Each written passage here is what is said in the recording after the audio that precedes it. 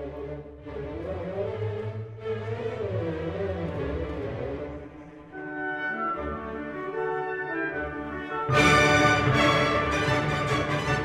I'm Donovan Irvin, and this video is about the history of Soto Zen Buddhism. We're going to look at the development of this school of Japanese Zen Buddhism from the beginning of Buddhism in India to the migration of Buddhism from India to China, and then eventually its movement from China to Japan. And this is useful background information for studying Dogen. I'll specifically be looking later at the Mountains and Waters Sutra and the time being. So I'll be starting a course on those on January the 8th. So this is great background information for that course and on Zen Buddhism generally and the Soto Zen school specifically. This video is going to focus mostly on the historical development. I am going to talk about some of the philosophy, but we're going to look mostly at how it developed historically. Okay. So in this area of India, right on the border with Nepal, that is where you'll find the historical origins of Buddhism.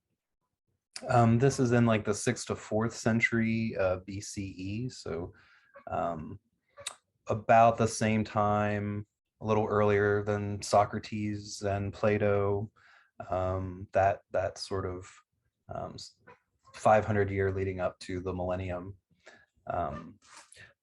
Jaspers calls this the axial age, formative period in world history where a lot of philosophical ideas, especially ethical ideas, became sort of widely talked about. They seem to occur independently in various places around the world. So the Buddha comes about in a Hindu context, with the caste system and belief in reincarnation and the Hindu pantheon and all of that stuff. So Buddhism, you can sort of understand it as a response to Hinduism in many ways, a sort of reform movement within Hinduism.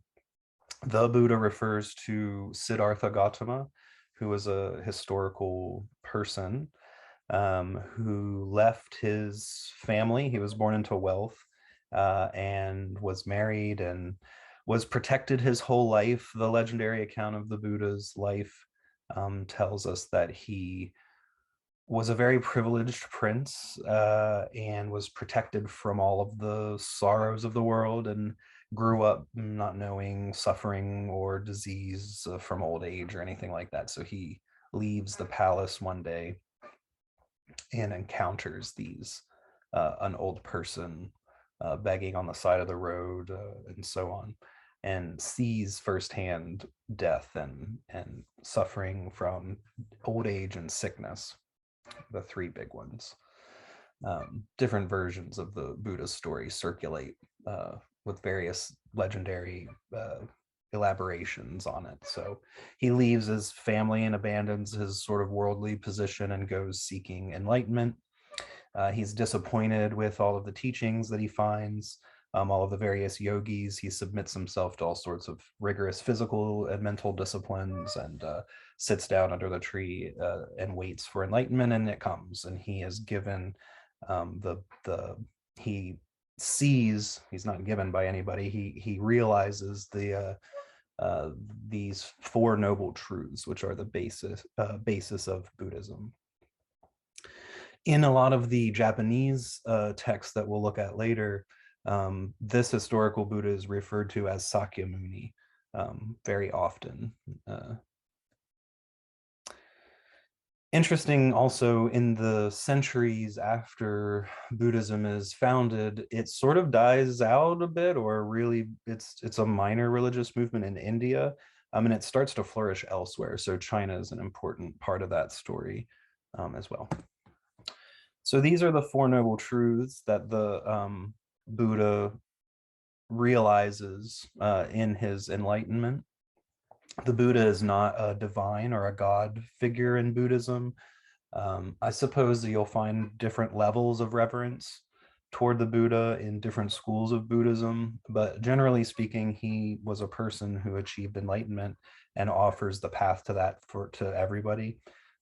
One difference between Buddhism and Hinduism, for instance, is this abandonment of the caste system in Buddhism, or the critique of that system. So that's one point of dissension between Buddhism and Hinduism, for instance. So the Four Noble Truths have a kind of quasi-syllogistic form. They follow from one another in a way. The first one is the realization of dukkha, which is that life is suffering. I'm going to flag this term dukkha because it's usually translated as suffering, but that's maybe too strong. I think unsatisfactory in some way. This word is related to the center of a wheel, like a chariot wheel, where the axle fits into the hub of the wheel. And so if there's not a good fit, something's like off or doesn't fit right, and it results in this bumpy ride, or a ride that's not smooth. There's something like wrong. So it's suffering in the sense we normally think of suffering, physical and mental anguish and that kind of pain, but also just the general existential feeling that something's not right, or something isn't quite as it should be in the world. So the second noble truth is to realize the origin of this suffering, which is our attachment to things. And the primary thing that we're attached to is the ego, or our self, our self-image and sense of self. The major problem, although again, I'm simplifying things, and there's a lot of interesting philosophical and religious debate about these topics within Buddhism, but the general idea is that things seem permanent to us. The mountain seems to stand forever. We cling to things when we want them to participate in this permanence, right? We want ourself to last forever, but we watch people die and we watch people change, and so we cling to things and demand that they stay the same and not change or be permanent, but they slip through our fingers. And again, the sense of this unsatisfactory, even our own selves. So this is the origin of it, of dukkha. And then if it follows, then of course, if that's the origin of suffering and the goal is to end suffering, then you need to stop. That's the third noble truth. The cessation of suffering is the cessation of these attachments. Sometimes also the language of desire is used here. It depends on translation and that sort of thing. I think philosophically, it's useful for us to think of being attached to things and clinging to them, wanting them to persist when they're perishing. Desire philosophically as a concept doesn't quite do it for me, I think, in terms of what Buddhism is trying to say about especially attachment to the self. Okay, and then there is a way, a path to get to do this, to end suffering and to cease your attachment to things, and that is this Eightfold Path. And the Eightfold Path is a kind of, I mean, I think maybe for Westerners, an entryway into it may be the 10 Commandments or something, but I want you to notice immediately that these are recommendations. They're not prohibitions against behavior. They're saying to do certain things in the right way. So they're giving instruction to do it. And again, there's a very rich tradition of debate, religious and philosophical debate about what is the right way to practice these things. Mindfulness and meditation, I want to flag there toward the bottom. This will be important for the later development of Zen, because Zen is a meditative practice and a way of doing meditation, and it has a unique approach. I guess one of the things that will make Zen Buddhism unique is its approach to meditation and its radical emphasis on meditation. So that's that. Very important ethical dimension of Buddhism. I think, like all religious philosophies and schools of thought, there's a way to live according to Buddhism. So from these origins, this doctrine, these noble truths are sort of carried out of that area of India by the border with Nepal, modern day, and they're spread through these various routes. So one is a trade route that goes out. Don't know if you'll be able to see my cursor here, but it goes out from India and through Pakistan and Afghanistan and up through Central Asia and then back into China, sort of looping around through the north.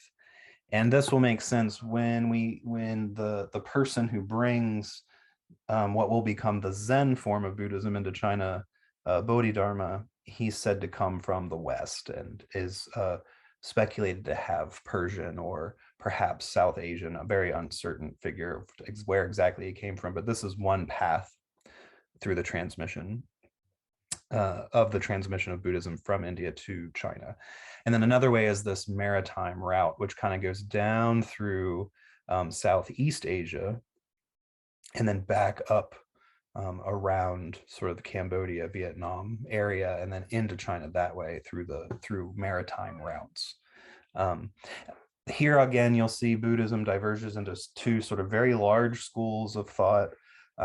Again, this is you have the Mahayana school that goes predominantly north into China in that area, and then you have the Theravada school, which goes into Southeast Asia. I think one interesting sort of exception there to that sort of general geographic division is Tibet, Tibetan Buddhism, I think, there. Sometimes those Tibetan Buddhism is classed variously by different scholars depending on sort of what narrative they're driving at there. The Mahayana is what we're going to focus on. That's where we'll find the development of Zen in China out of this Mahayana school, sometimes called the Greater Vehicle. The Theravada school focuses on a certain sort of lineage of teachers, great teachers and monks and basically Buddhist saints, ancient ones called arhats, and then passing down this line from the Buddha, various bodhisattvas and other enlightened ones who have carried the teaching. And we'll see with Zen Buddhism also, there's an important concept of passing the teaching down of this lineage and so on. From about the 1st century in the Common Era, you start to see Buddhism come into China, and you start to see translations appear of Buddhist scriptures and sources from the Pali Canon. This is a big collection, sometimes called a patika or a basket, a big collection of important Buddhist sutras, collections of sayings that are attributed to the Buddha, all kinds of different like monastic rules and things like that. That starts to appear in China over the course of the first couple centuries until you get to Bodhidharma. So Bodhidharma was established later as the 28th recipient of this teaching from the Buddha. He traveled to China sometime in the 4th or 5th, not clear, century. There's a kind of couple a 100-year gap. I think there is consensus that he was a historical person. It's just not sure when and where exactly he was at different times. You'll probably find some scholars who argue that he's not. I'm sure that there's probably at least a paper out there saying that he wasn't a historical person. I think there's some consensus.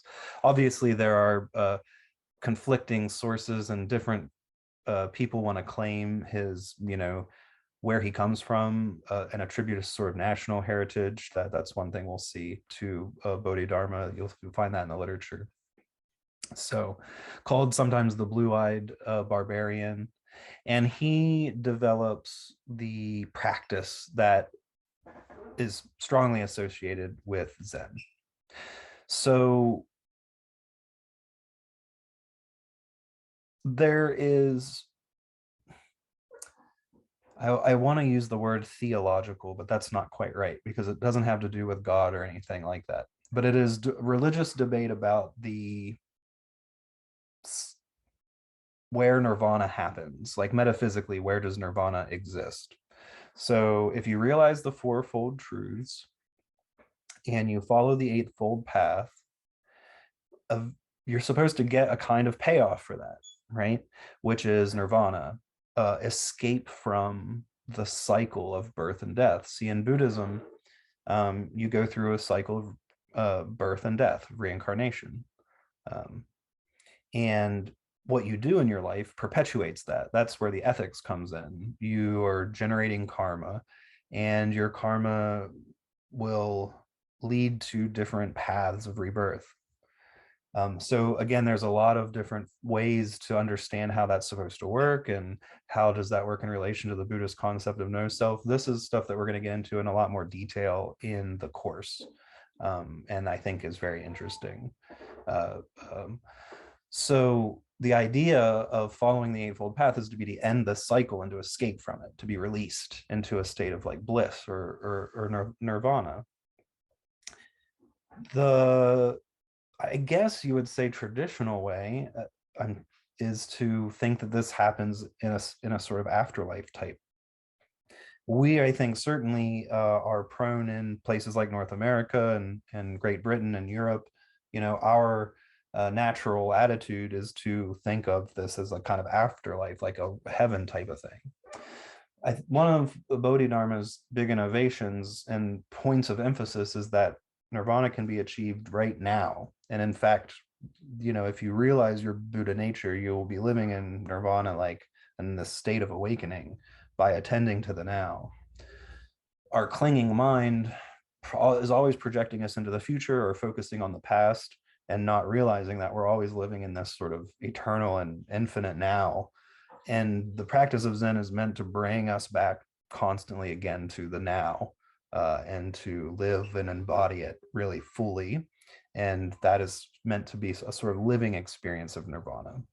So here we go directly, that's going directly to the mind, like just turning inward in a sort of very serious meditative attitude in order to observe the mind, watch it unfolding, and realize that it is not separate from everything, lose that ego, all that kind of stuff. To achieve this, the technique he developed was to basically sit facing a wall. A legend has it that he sat and faced a wall in a cave for like 9 years or something. Some heroic meditative feat, of course. Um, so this gives, you know, it directs the mind, it gives you something to look at, it allows you to focus on the here and now rather than closing your eyes completely, which can lend itself to sort of daydreaming and that sort of thing. You're sort of, something is occupying your visual field and so on, that kind of thing. Again, we'll talk a lot more about what exactly is supposed to be going on, what is the state that's meant to be achieved, and so on. We'll talk about that a lot more in depth in the class, the sort of philosophical dimension of setting of the practice and the philosophy surrounding it. The term Zen is related to this older Sanskrit term dhyana, which is the names all the meditative practices that go back to the Vedic period of ancient Hinduism. This is somewhat distinct from yoga, which has a more focus on disciplining the body. You don't want to imagine a strict separation of the mind from the body. The goal of yoga and meditation, sort of working from different directions, is to get them in sync and to realize the connection and the unity, not just of the mind and the body, but of all things, really. The mind with the body and the body with everything around it and the other people in your life and all that kind of stuff, right? So Zen is the term that originates with translations and transliterations of this older word, dhyana, into Chinese and Japanese eventually. So it's connecting that long tradition of meditative practices that really focus again on the mind. Again, not to ignore the body, because that's part of the sitting practice, to coordinate them and so on. Okay. we're going to jump ahead a few centuries. So we're looking now at the 6th century, and then Master Dogen is in the year 1200.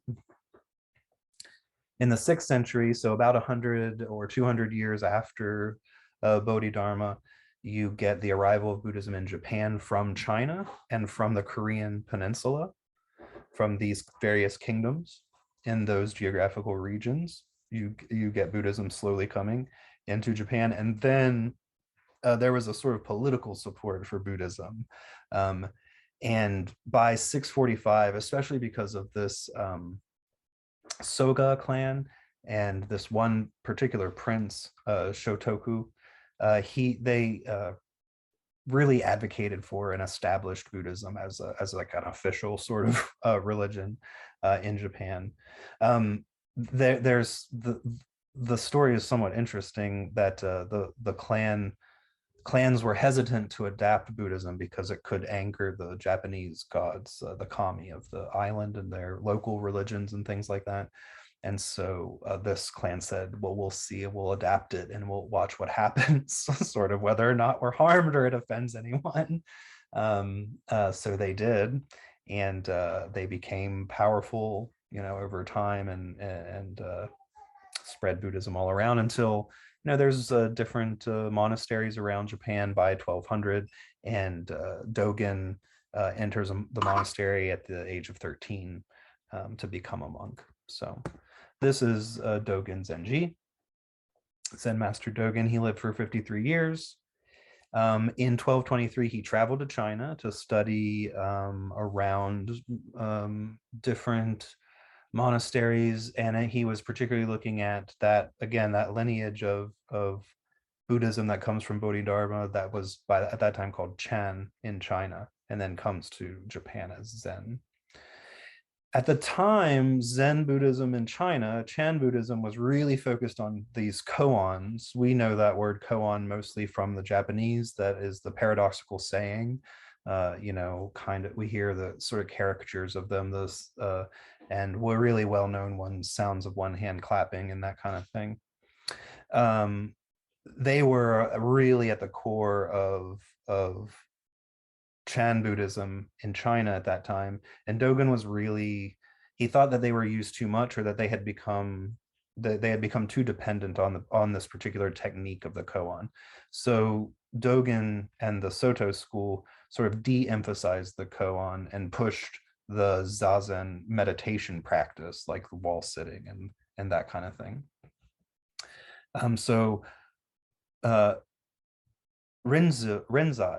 Renzai Buddhism, Zen, has a more developed koan regimen than does Soto. So that's one difference between different schools of Zen within Japan, the Renzai school versus the Soto school.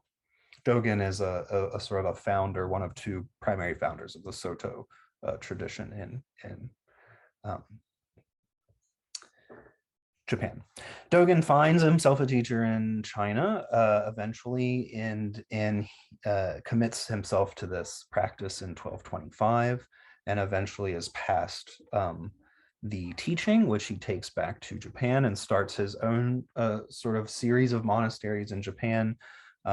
For the rest of his life, he spends developing monastic practice